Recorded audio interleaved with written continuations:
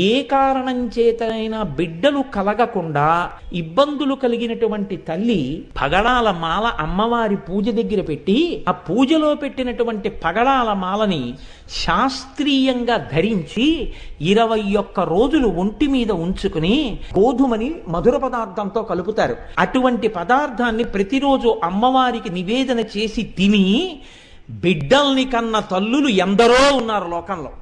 పగడాలకు ఆ శక్తి ఉంది. బిడ్డలు కలగని తల్లులకు కూడా బిడ్డలు కలిగేటట్టుగా చేసి గర్భమునకు ఉన్నటువంటి దోషాన్ని తొలగించాయి. దీని మీద నాకు జ్ఞాపకం ఉంటే ఆ పేరు కరెక్ట్గా డాక్టర్ జిరి అన్న ఆయన, మన దేశం వారు కాదు, ఆయన ప్రయోగం చేసి నిజమే భారతీయ సాంప్రదాయంలో పగడాన్ని అంత గొప్పగా చెప్పడానికి కారణం ఉంది, పగడానికి ఆ శక్తి ఉంది అని నిరూపించి చూపించారు. కాబట్టి పగడం అంత గొప్పది. అందుకే పగడం తలుచుకుంటే అమ్మతనం ఉంటుంది అందులో. అది అందుకని పగడం వేసి చెప్పడం.